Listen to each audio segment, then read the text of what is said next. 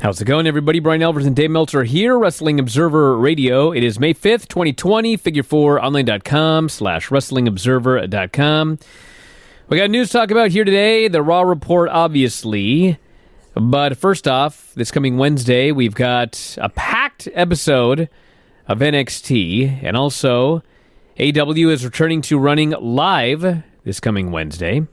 The NXT show, we've got several matches, the Adam Cole Velveteen Dream match, Charlotte and Io Shirai.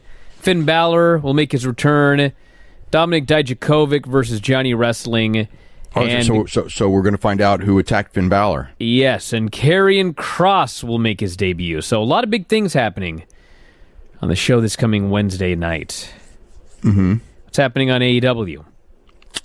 Cody Rhodes and Joey Janela, street fight with Chris Jericho and Sammy Guevara against Kenny Omega and Matt Hardy. So that'd be Matt Hardy's first television match in AEW. Jon Moxley and Frankie Kazarian in a non-title match. And MJF returns, and probably several other people return as well. So it'll be interesting. In theory, these numbers should be up a little bit this week because it's a big... What's going on here? It's a big NXT card, and AEW's got some big stuff as well. Yeah, NXT probably should win by a hair in the total viewers, but I can't imagine them winning in the 18 to 49s because the gap's just been really big. I can't see this making a difference, especially since the AEW show is pretty good too on paper. I don't know that it's a lock that NXT will win. The numbers have been relatively close in total viewers, but in 18 to 49, it's a big difference. But yeah, it should be lively shows on paper. I mean, it's hard to say, with the situation. Wrestling is very difficult to watch right now. So, did you hear about the Pentagon match with El Hijo del Vikingo from Saturday? No. It was pretty wild. I mean, as far as like an empty arena match, it was basically if you're into like flying moves and just great dives and things, it was Vikingo just basically threw everything that he could in 10 minutes, and Pentagon kept it as a semblance of a match. It was very good. I don't know. I think some people would call it the best match since we've had empty arena matches. I think that it's hard because when I see like these matches with like with this match in particular with all kinds of flying moves and no crowd, it's like I feel something's wrong. Whereas I can like watch if I watch guys wrestle with no crowd, I can kind of like watch it. And it's kind of okay without the crowd, but when you see like this spectacular move and nobody makes noise, I still can't. It's hard.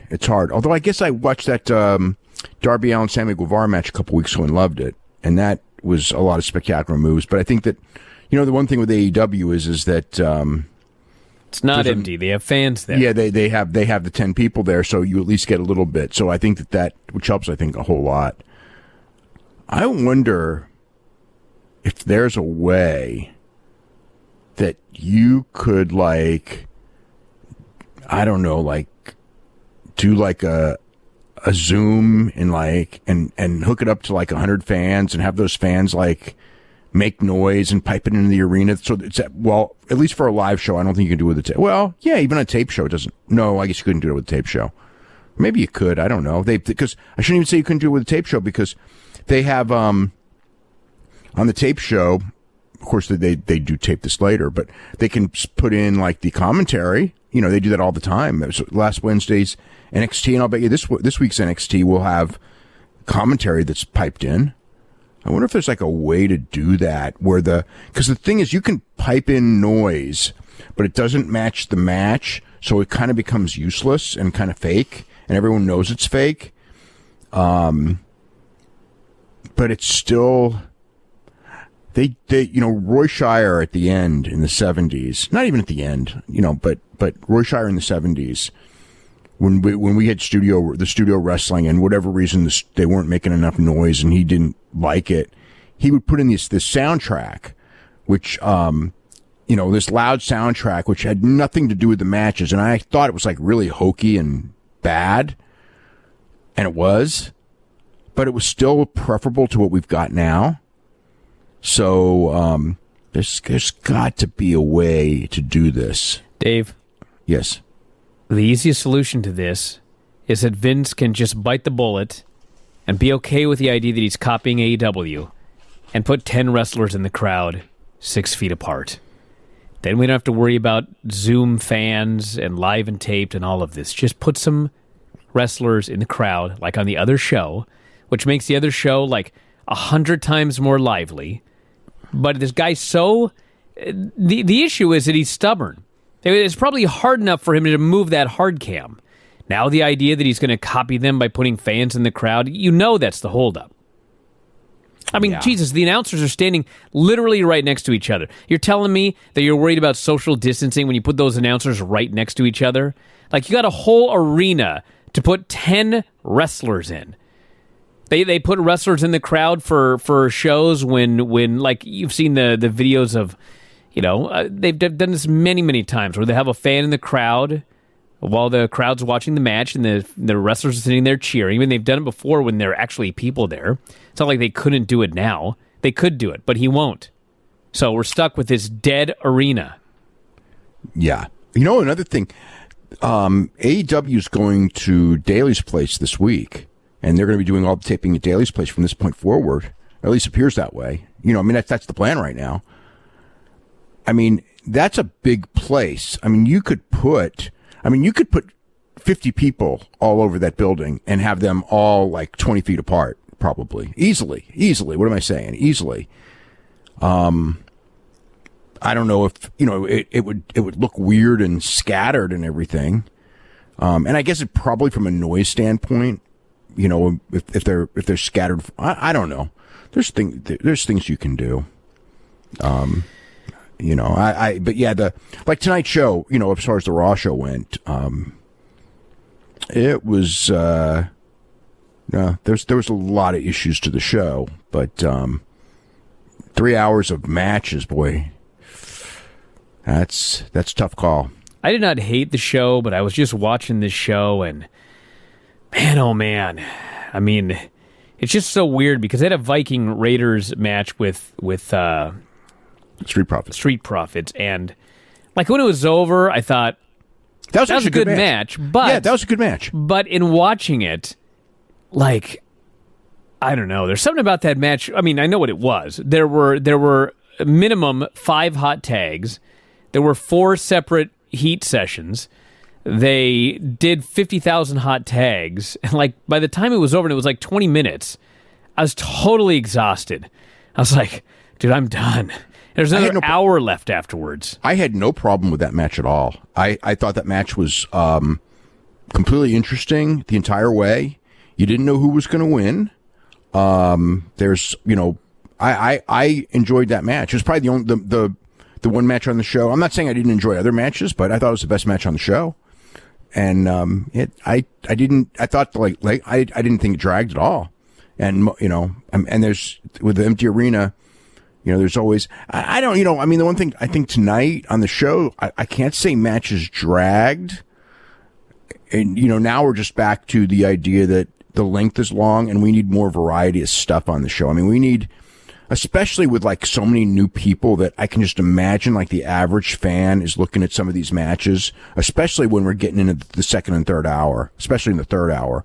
And there's just matches for the, not even that they're, but like Ricochet and Cedric Alexander against Brendan Vink and Shane Thorne, and it's like they've just done nothing. Ricochet and Cedric Alexander, for as talented as they are, obviously they've done nothing with them.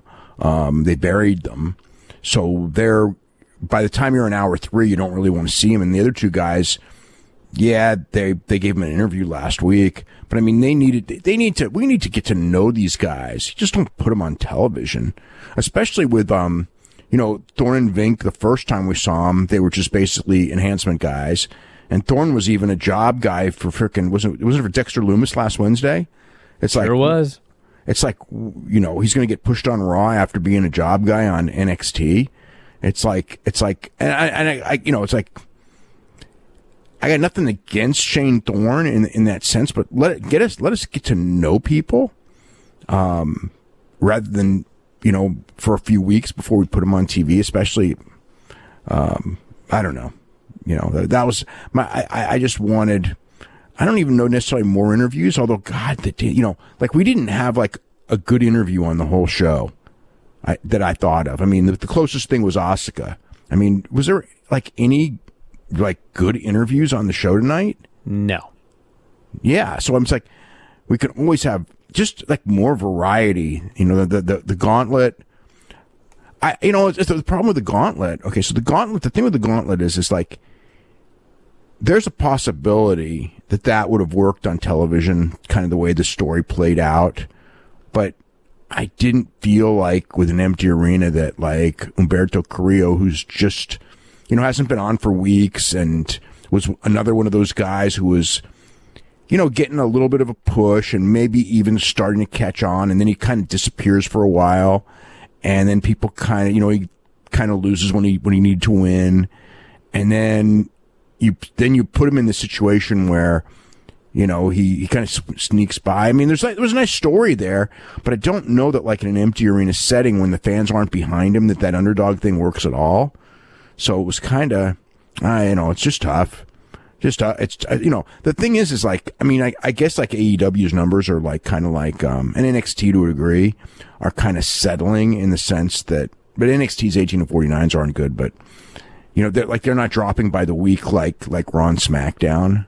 So maybe you go like, okay, they're doing better, but it's still, man, I don't know. I mean, we just got to get used to it, I guess, because it ain't going to change any, you know, maybe it will change soon. Maybe it'll change in a month. I don't know when they'll let people in, but, you know, then that's another situation. Then with all the sports, you know, if we open up, I mean, it's just like, pray to God there's no, disasters, because I could just see, you know, all it takes is one, you know what I mean? And then we're back to square one. So MVP opens the show, and he's going to do a VIP lounge with the women, because he says it didn't go well with the men, so we're going to have some class tonight with the women. And, of course, it doesn't go well with the women. He calls out Nia and Asuka and, Shayna. So, calls them out there. They're all in the... Yeah, I can see why you forgot her, because she didn't do anything. They're all on the couch, and Nia says she's the most dominant woman. Asuka screams in Japanese. Shayna doesn't say anything. First, she says something in Latin. She says, I'm not going to speak. But then she does speak. And then when she speaks, she says, I do my speaking in the ring. And Asuka yells at her. Nia stands up. They knock Nia out of the ring. And then literally the segment ends with MVP standing between these two women, just laughing that they attacked each other. And that was literally the end. Save it for the ring, ladies, he says. And that's the end of the segment. This was not very good. Asuka's really good. Asuka was really good in this segment. Well, she did her Japanese deal, but I mean, that was like the only saving grace of this entire segment. So we have this last chance gauntlet match to determine the last man in the Money in the Bank, the men's Money in the Bank. And we got 3 announcers. They're all employed by WWE. And literally the match starts and they say to us, we have no idea how many people are in this gauntlet and who might be coming in next. It's like, is this World Championship Wrestling here? So it starts with Lashley and Titus. Lashley. Well, so here's the thing. So when it ends, how come like more people didn't come out? Well, I mean, apparently the ring announcer knew who the last guy was, but they didn't bother telling the announcers. So they don't tell the announcers? Yeah. Okay. So Lashley beats Titus O'Neil in 20 seconds with a spear. Tozawa, who is in the interim NXT Cruiserweight Championship tournament, comes out. He is killed in 20 seconds with a spear. It's like comedy at this point. I know. It's just they got this. Okay, I know. Like, there's a lot of guys who aren't coming, or maybe it seems like it because we get the same guys every week.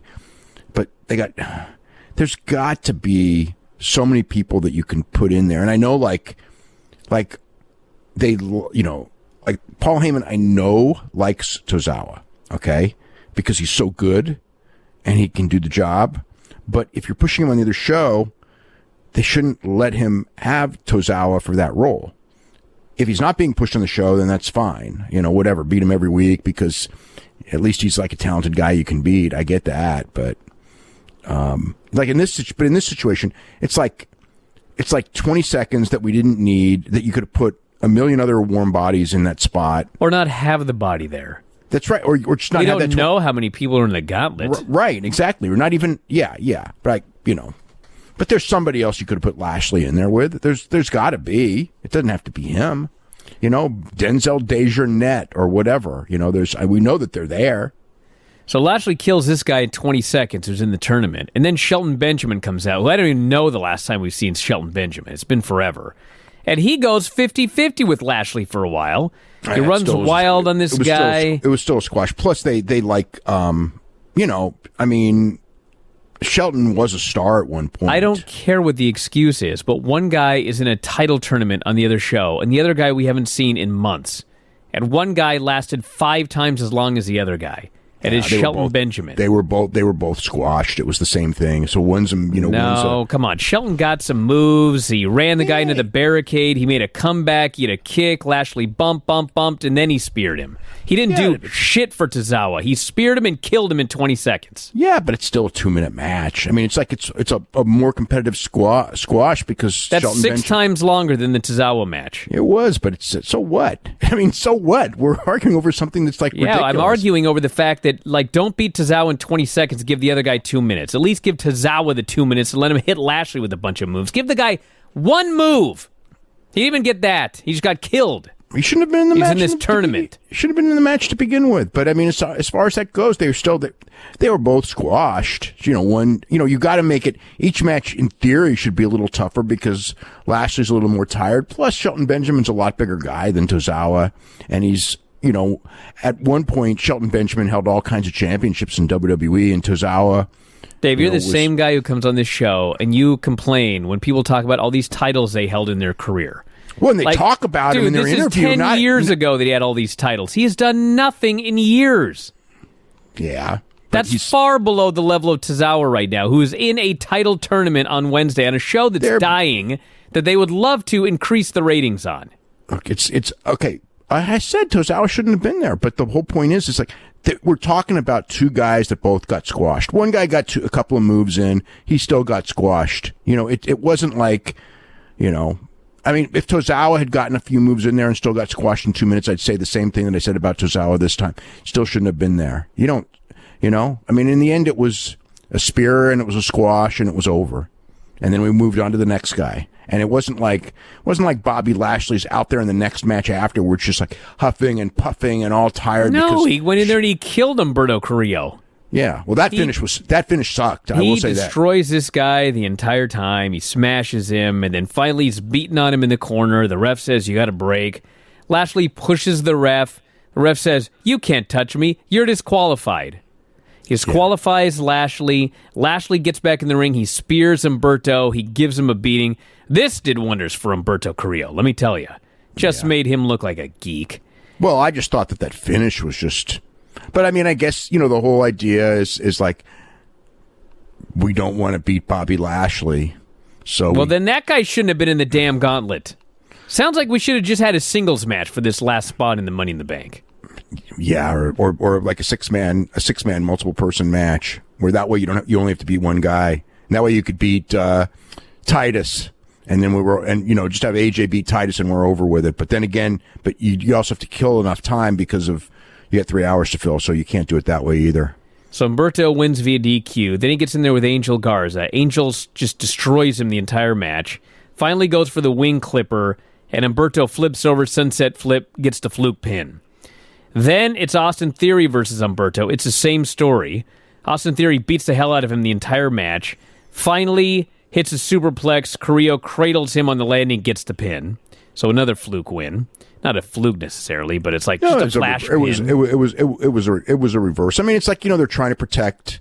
I thought that now, as far as that, I thought that finish was good. Because it was, it's if Theory's going to lose and he's getting a semi-push, it's okay. And it's okay for Carrillo to beat Theory right now. That doesn't really hurt Theory at all, because Theory's not, like, he's not being pushed like he's a world beater. He's just kind of like a guy in the stable. So, and he got some offense, and it was one of those pins where you go out, when it's over, you kind of go, oh, that match could have gone either way. AJ then faces Humberto Carrillo. He's back from the dead. Exact same story as the prior 3 matches. He destroys Carrillo forever. Finally, Carrillo gets a small package for a near fall, and AJ hits him with a gut buster, puts him in the calf crusher, and Humberto Carrillo gives up. So, for those of you keeping track, Humberto Carrillo was destroyed and won via DQ because the other guy beat too much ass. Then he got 2 flash pins, and then he gave up. So, I don't care what anyone says. This did 0 for Humberto Carrillo. It did do 0 for Humberto Carrillo, but, I mean, again, this is one of those things where if you had put it in front of a crowd, if the crowd may have gotten behind him, but, in this situation with no crowd, you knew that the crowd wasn't going to get behind you. So those rules don't really, I agree. It did 0 for Humberto Carrillo. When all said and done, he was just a guy who got, kind of lasted a couple of matches, and in the end, it did nothing for him. So AJ then does his promo. He says, I got buried, so what? I admit it. I get it. Doesn't mean I lost anything. There's no Undertaker to steal my spotlight now. There's no rules in a boneyard match. That was then, this is now. I am going to be in the Money in the Bank ladder match. I will do anything to get that contract. If that means throwing somebody off the top of WWE headquarters, so be it. So does that mean that because they talked about it, that we have to see somebody take a stunt bump like that? Well, I sure hope not, but I do know that because he threatened it, it would now be first-degree murder, so he made a big mistake by stating that. Yeah. By the way, somebody asked about if this was taped. This was actually taped through the both women's and the men's match, obviously, because they're the same together. Everything was taped 3 weeks ago. So. Well, at least we know no one died. That's good. That makes me feel better watching the match. I know that no one will accidentally fall off the top of this building.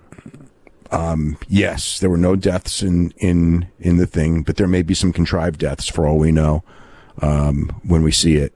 I just hope it's not Rey Mysterio. Is this going to be AJ's new deal where he gets killed in every pay-per-view and then just comes back from the dead? Like he got buried at WrestleMania, then at Money in the Bank he gets thrown off the building. Then, at whatever the June pay-per-view is, he falls in a fire. That's the one thing when they started talking about throwing people off the building. It's kind of like I didn't really want to hear it, because then it's like when you talk about it, you kind of have to tease it. I don't really want that teased.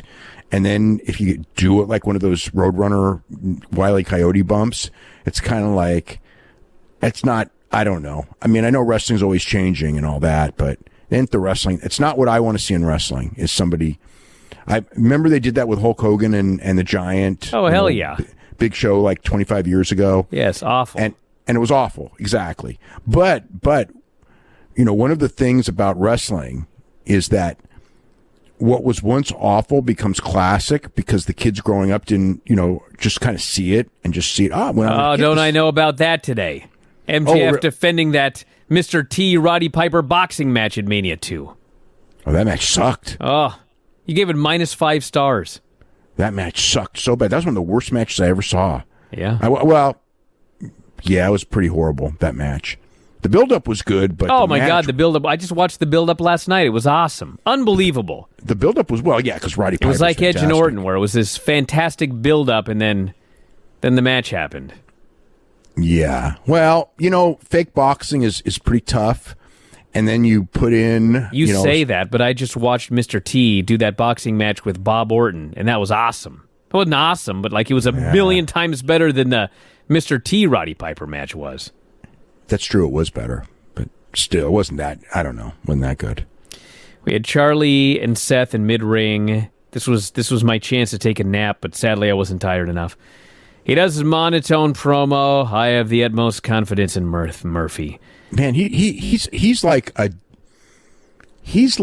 a decent enough talker, but this gimmick's got to go. Yeah, they've taken away his talking ability by having him be this monotone weirdo. Well, he's supposed to be like this mock of Jesus or whatever, but it's just like Jesus was boring. Does he know nothing about cults? Like, the whole point of being a cult leader is, like, you're such a great charismatic talker that people actually do follow you. It's not like, you're a boring, monotone, nothing happening, boring speaker, and you get throngs of people following you. It doesn't even make sense what he's doing. Yeah, I don't know. I just, I'm a big fan of Seth Rollins, even though there's probably reasons I shouldn't be, but I am.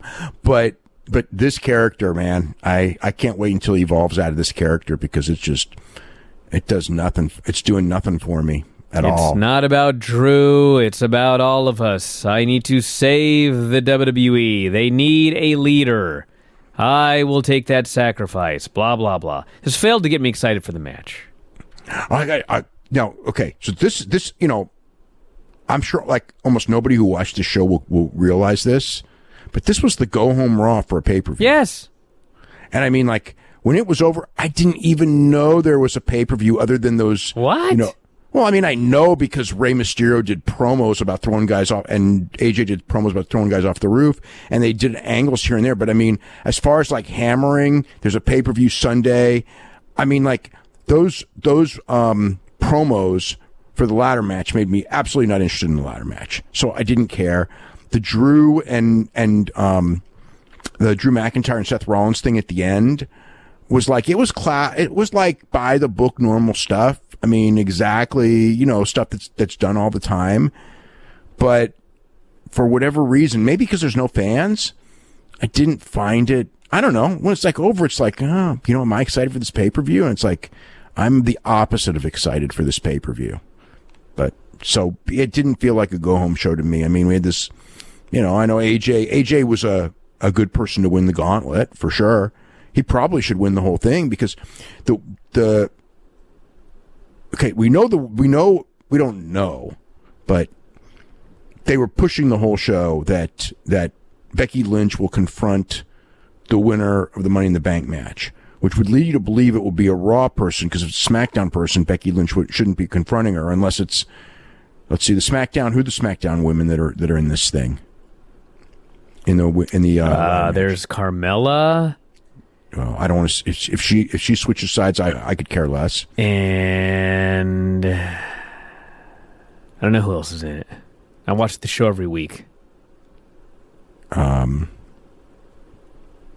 Tamina in it? No, Tamina's wrestling Bailey. Sasha Banks is in it, right? And no, she got beaten by somebody that's now in it. Who beat her? Lacey? Might have been Lacey. Oh, for the love of God! I don't even know. Hold on a second. All right, let's find our Money in the Bank lineup right here. Okay. So, but my presumption is that it's going to be Asuka, Shayna, or Nia Jax. Well, it's probably going to be Shayna. I mean, do you think? I mean, more yes. than Nia? Nia's the one who's been pushed the most. Well, okay, so we've got Asuka, Shayna, Nia, Dana, Lacey, and Carmella. Okay, well, I can see why we both forgot Dana Brooke, because she's not going to win. Well, I shouldn't even say that, because anything's possible, but that wouldn't, yeah. We got Daniel Bryan, Ray, Aleister Black, Baron Corbin, Otis, and AJ. Yeah, I would think, okay, so if we have a SmackDown winner, God, Daniel Bryan, Otis, and Corbin. I could see Corbin winning, but then you're setting up Corbin against Braun Strowman, which it's like we've seen that a million times. We certainly don't need to see it again, but I could see that where Corbin actually cashes in and actually wins this time. God help us. I mean, it's just like I could see that. I could see that because the ratings aren't low enough yet. But I think that would be like a really bad idea. But I think more likely it's AJ. I think a better idea is AJ winning and setting up AJ and Drew McIntyre. So I would definitely have AJ win the men's one, and the women's one. I could see Shayna and I could see Nia. They just did Becky Lynch with Asuka, so I don't know that they would go back to that one, even though Asuka's obviously the best of the six. We got Braun Strowman, Bray Wyatt, Bayley, Tamina, Seth, and Drew.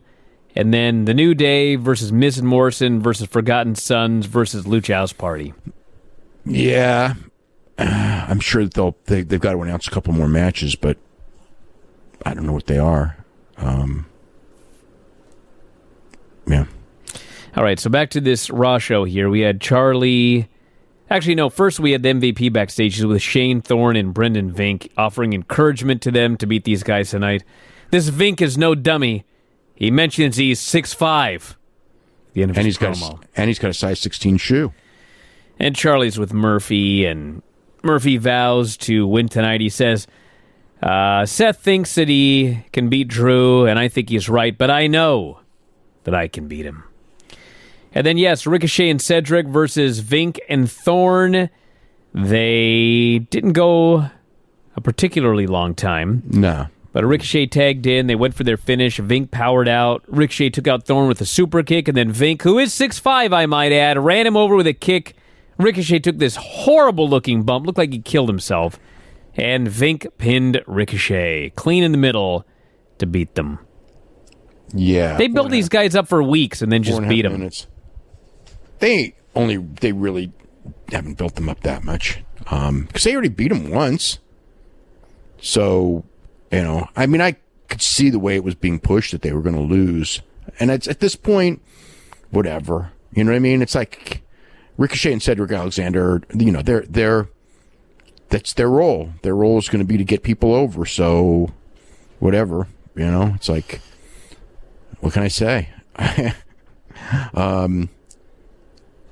I like I said, I'd rather have seen like some kind of a vignette with Vink, because I mean, my impression is that Vink has got a pretty good personality and he's a pretty decent wrestler, but we don't know it now. He's just some big dude who has a big foot, and I would rather we got to know him to care. I hope he has 2 big feet.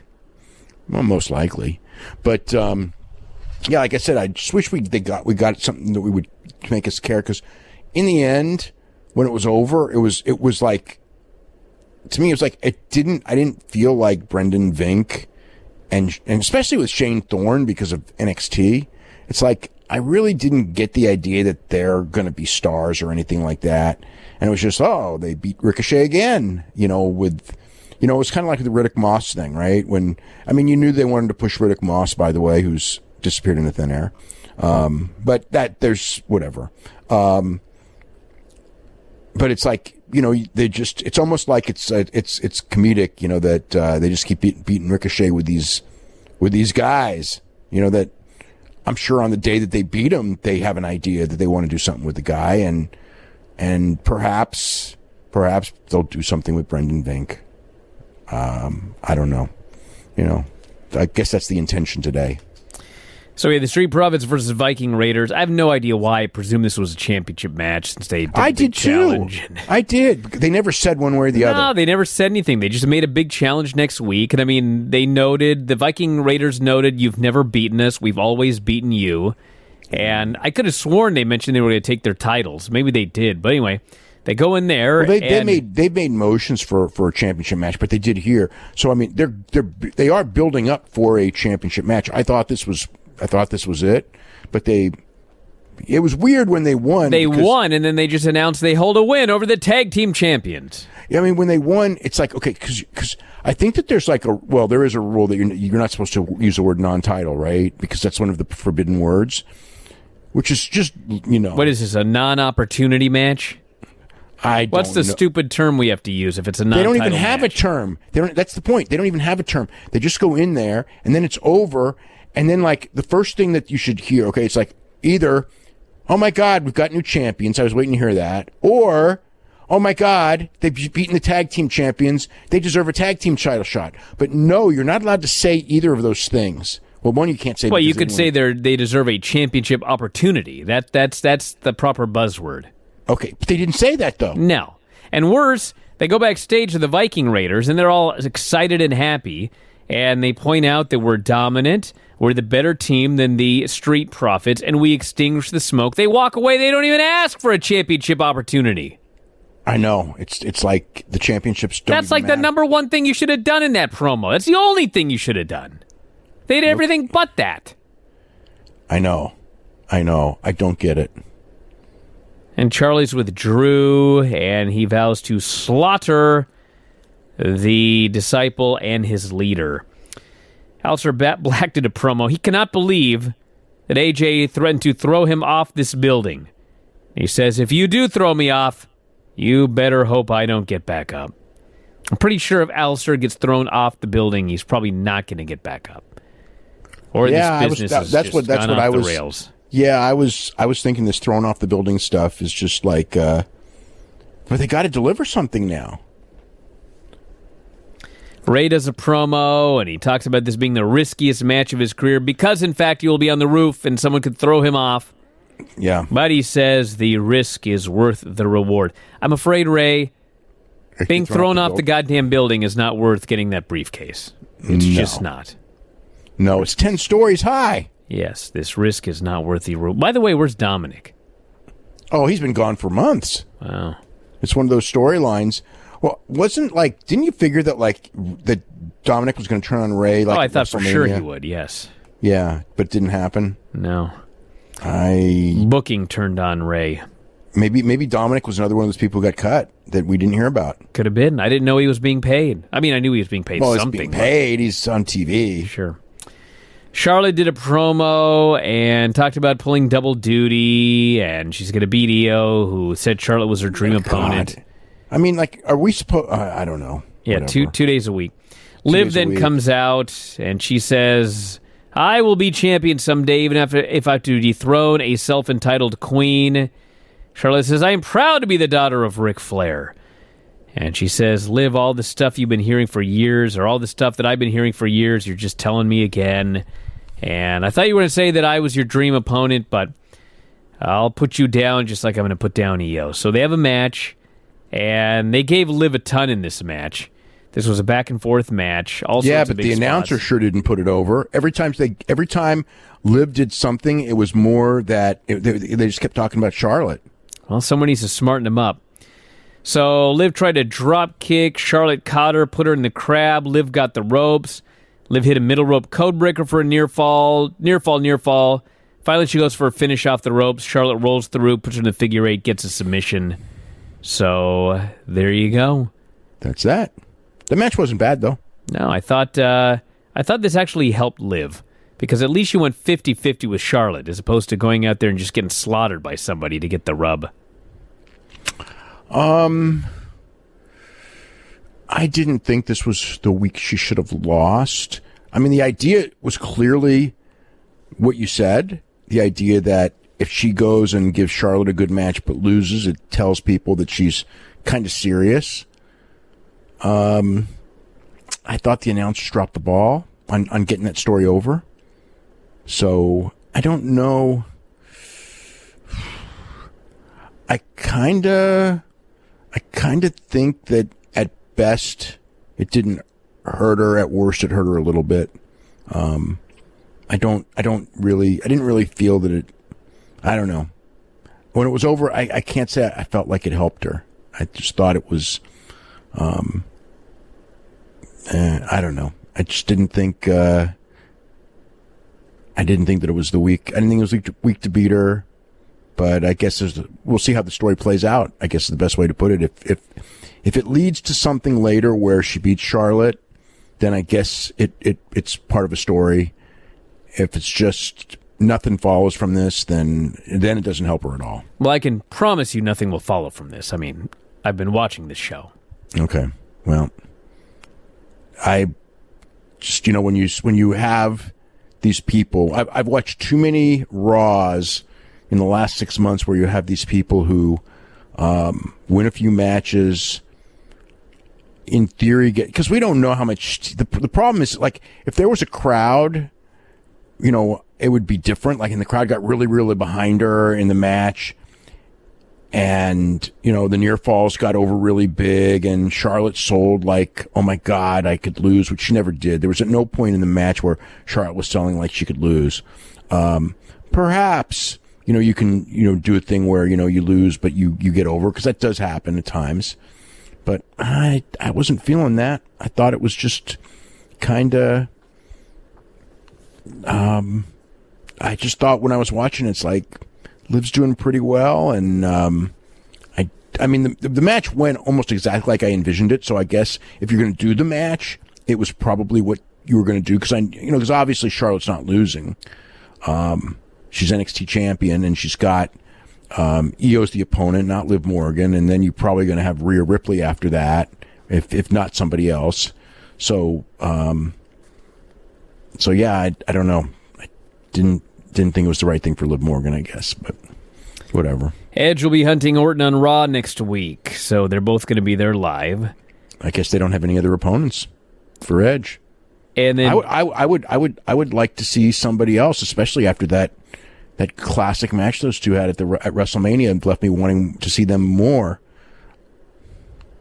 We had Drew versus Murphy in the main event. Seth is watching on the ramp, and for the 4 minutes or so that this lasted, I thought it was pretty good. And Drew made a comeback, chopped the hell out of him. Murphy hit the super kick in the corner, sit-out powerbomb. Drew kicked out at 1. Murphy mocked the 3-2-1, goes running, gets hit with the Claymore, and was beaten. And then, of course, Seth acts like he's going to get in the ring. Drew begs him to get in the ring for a fight. Seth bails. They play Drew's music, and then Seth runs back. But as he beats him up, Drew makes his own comeback again, hits him with the headbutt, and goes for the kick, and Seth bails. So Vince is all in on this guy. Every trick in the book. You can't even lay this guy out at the end of the show. He's always going to be standing tall. Yeah, no, they're definitely doing a good job with Drew. Yes. I mean, as far as... Finally. Yeah, it's just the wrong time. But that's, it's just tough. But, yeah, I mean, as far as, like, booking him strong and all, they're doing that. I don't think Seth... I don't think Seth should beat him. I don't no. I don't expect Seth to beat him either. I mean, this is absolutely the wrong time to do that. So that was a Raw show, and a couple of other notes here. I guess you have a couple of updates here. First on Trent Beretta and Bill Murphy. Even though it is Groundhog Day. Bill Murray! Even though it is Groundhog Day, it's not Groundhog Day. That's not why that face is there. No, he's actually been wearing that for years and years and years. The Bill Murray knee pad. One of his, I guess his costume designer actually contacted me and said that he's got 3 different. I think he's got different knee pads. He's got a Chuck Taylor, a Bill Murray, and a Willy Wonka because he just happens to like those 3 guys. So I guess there must be some Bill Murray movies that he likes. I used to like a whole bunch of Bill Murray movies. So there you go. That's the Bill Murray story. And Curt Hennig from yesterday. Yeah. I said brass knucks, and it was actually a roll of dimes. I remember because the coins went everywhere, and that was supposed to be... Roll of dimes or roll of quarters? The Nick Bockwinkel's interview said dimes. Interesting. Yes, he said dimes when he talked about it afterwards. So it was, yeah. That match 34 years ago. God, so long ago. I was at that match. Jeez. Yes. Association of Ringside Physicians have softened their stance. Yeah. I wonder what changed. You know what I mean? What do you mean what changed? Money. Yeah. Well, I know. Well, the thing is it was embarrassing because it's like you've got a sanctioned show and more sanctioned shows, and before when the show in California wasn't sanctioned, they were against it. Now, so the Association of Ringside Physicians recognizes that the circumstances regarding the COVID-19 pandemic are continually changing. So things have changed. What's changed though? They're constantly changing and evolving. As stay-at-home orders are relaxed, athletic commissions and combat sports governing bodies are looking to restart operations. Although it is impossible to eliminate all risks associated with COVID-19, precautions can be made to reduce the risk of viral transmission. Many athletic commissions, organizations, and promoters are developing new guidelines to limit exposure to all involved in events, including athletes, their teams, commission personnel, and support staff. Combat sports event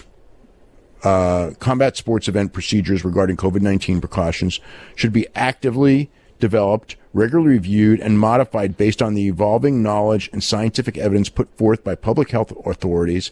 These guidelines should also involve local and regional public health officials, as well as infectious disease experts and epidemiologists. Our thoughts continue to be with those who have been and will be affected by this disease. We remain steadfast in our mission to serve, protect, and educate all involved combat sports. If any combat sports organization would like help developing its guidelines, the Association of Ringside Physicians can provide assistance and guidance.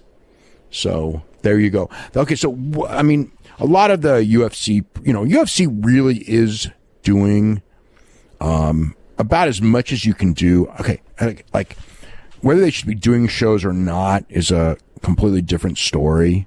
I mean, they probably shouldn't, but they are. I mean, they are working hard. They are going to be testing people. The tests are not foolproof. The fighters, are not required to be there. They're going to have they're all going to have private saunas. They're going to have private exercise equipment to train on. And they're going to have basically 24-hour room service. They're going to be able to they're going to have meals that meal prep when they're there. Not everyone has to be there at all times. Cerrone's not getting in until Friday. Like usually you get in on Monday or Tuesday, and some guys are getting in as late as it's like Cerrone, like I said, is getting in Friday morning. He's driving from he doesn't want to fly, so he's taking his RV from Albuquerque to Jacksonville, which, man, I don't know. I guess he can stop, and he is in an RV and everything, but I have never heard the idea of driving cross country and arriving the day before a fight for a big, like a big fight. I mean, I'm sure preliminary guys in the old days of MMA or in small shows probably have done this. I mean, I know they have, but for UFC, that's kind of weird. But I guess he just doesn't want to be in that hotel for any extra days, or doesn't want to fly. I'm not exactly sure what the whole situation is. So,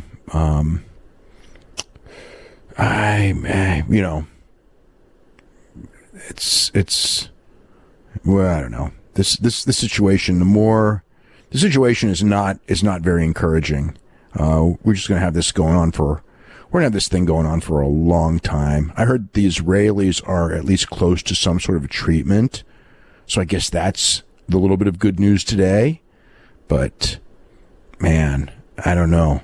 I've seen some of the predicted stats and stuff for August and July and June, and it's like we're doing all this stuff. The economy's there's no good answers. It's like every decision is a bad decision, and it's and it's going to be criticized because it is a bad decision, but you got to do something. But man, I don't know.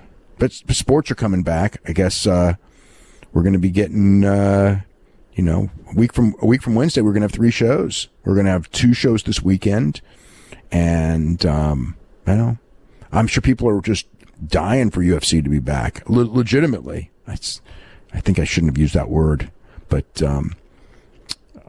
it'll be. I think that the rating on Saturday, the TV rating, will be big. Pay-per-view is an interesting one because unemployment's high, and it is only streaming.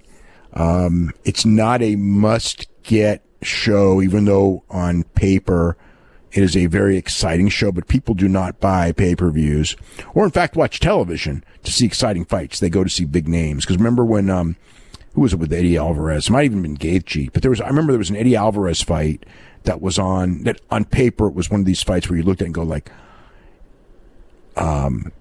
if ever there was a fight, it was on Fox. If ever there was a fight if a big fight, because this one on paper, you just look at it and go this fight is going to be so great. And, might have been with Poirier. But it was one of those super exciting lightweights, and it was on Fox. And, I was going okay, if exciting fights means people will tune in, this is going to do a good rating. And it did 1.6 million viewers. It did, which for a Fox special, it was an absolute crap rating. And it's right there, it's you can go in there with on paper, like Ferguson and Gaethje, which on paper is, an absolutely exciting fight. But when it comes to pay-per-view, it's star power. It's not exciting fight that's going to draw. And, but, you know, it's been a while since there's a pay-per-view, so that may help a little bit. But I don't know if that's going to help as much as, you know, people being, you know, the economy being all messed up and people out of work, and it's a $65, you know, shot. So, but then another aspect of it is that, in theory, people will not be gathering together as much, and certainly with all the sports bars closed, there's tons of people that would go to a sports bar to watch this fight. And I think we've all learned that if people really want to see a fight, they're going to see a fight. Now, of course, what that usually means is two really big names. It doesn't mean like, oh, it's going to be a really exciting fight. So there's a lot of interesting factors going on for Saturday's show, as far as, because so many things are different, and in theory there should be more buys based on the fact that it ain't going to be 10 people in a house as much as before, and it ain't going to be 50 people in a sports bar as much as before. And those people, if they want to see the show, they're either going to have to stream it illegally, which a lot of people will do, or buy it legally. Well, let's jump into the mailbag here. Mailbag at WrestlingObserver.com. Matt here says, recently watched Night in the City from 1950. Read one of its stars, Mike Mazurki. Mazurki was a co-founder of Cauliflower Alley, first president. Yes. And in fact, their logo was a drawing of one of his ears. Did Dave ever have any interactions with Mazurki or recall any good stories? I mean, he was still going when I started going, when I went the first time. So I was introduced to him, but no.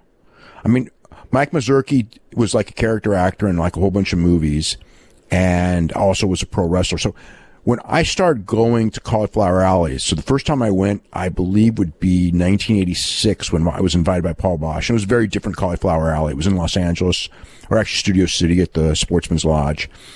And there were no fans there. It's like you had to know someone.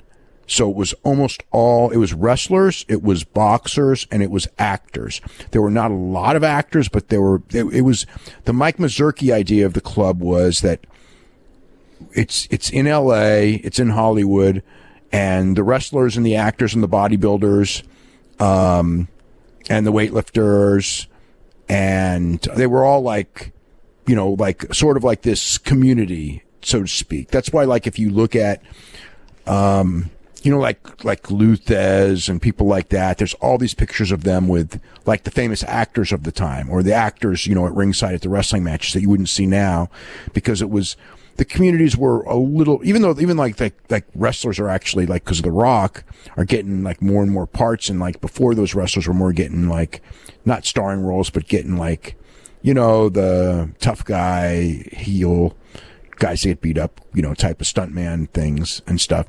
But the communities were kind of intertwined, and then it became, a different event, where it was, a lot of fans, and then some wrestlers, and older wrestlers, and then the older wrestlers that were regular started dying off, and it's become what it is now. But yes, so I would have been introduced to Mike Mazurki, but I did not know him, and I don't really know any stories about him or anything like that. And I still have not. I actually DVR'd Night in the City because it aired about a week ago, but I did not watch it. I probably should. I ended up watching the Tanahashi movie instead. As far as says, whose idea was it to do Money in the Bank on the roof of Titan Towers, Heyman or Pritchard? Honestly, it's a pretty clever idea. I don't know. I could ask. But I don't know. I mean, yeah, it's something out of the box. I mean, it's different. We'll see how good it is when we see the finished product. But it should be good.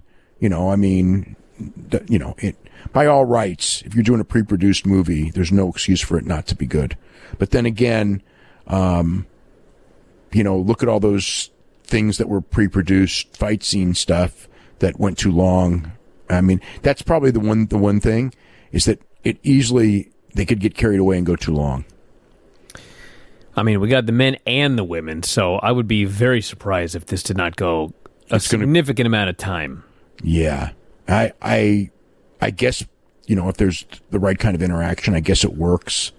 Certainly, the one thing about it is that like, you can do a whole lot of sight gags and stuff, and it's not, the way it's structured. It's like you're not going to have, like, there's no reason to have, until the very end, when everyone's up there, you only need a modicum of crazy ladder bumps because most of the stuff is going to be, in the building just doing, sight gag stuff, and the men working with the women and everything like that. So it should be entertaining in its own weird way, but that kind of stuff, because it's sort of like, I could also see them just getting carried away and going really long and it getting redundant also.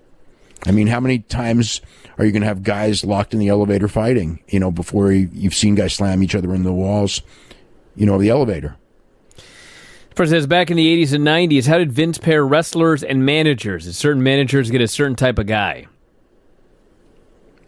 I don't think there was any science to it.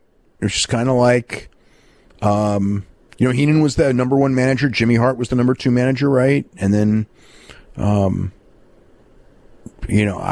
don't know. I don't think there was any, like, the real guys that they expected to draw money on top, originally would be hooked up with Heenan.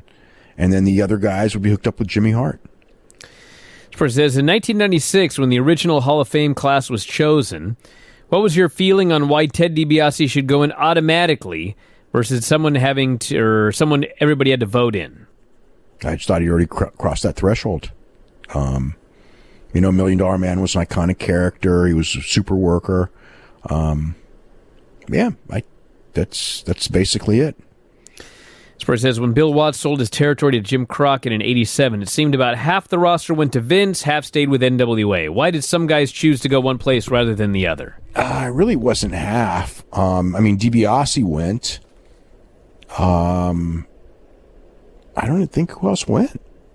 Of the top guys. Duggan had already left earlier. Steve Williams went to NWA. Really the only one that I remember of being of significance was DiBiase, and that's because Vince made him, there were guys, Bruce Pritchard knew those guys, so he went there, and Joel Watts went there. So they were definitely recruiting, the guys, but most of the guys went to Crockett, and for the most part, with the exception of Sting and Rick Steiner, pretty much all of the UWF guys just got squandered. And Rick Steiner wasn't right away. He later became a star, but Sting too, for that matter. Sting became a big star, but it wasn't right away. Sting was in prelims for a while, and and then he caught on with the Ric Flair match. That's early, March of '88. The sale was early, early '87. So, Paul Bosch went with Vince. That was the big one, Houston promoter. But that didn't last very long at all. He went in, it was 87 after WrestleMania, probably right after WrestleMania. So that's like April. And then his retirement show was August. So that's, God damn, that's like 4.5 months before he just bailed before that thing ended with the Paul Bosch retirement. Yeah, that relationship, that what a disaster that turned out to be from all sides. Everybody ended up hating each other on that one. This person wants to know if Bo Dallas is still employed. Yes, Bo Dallas is still employed.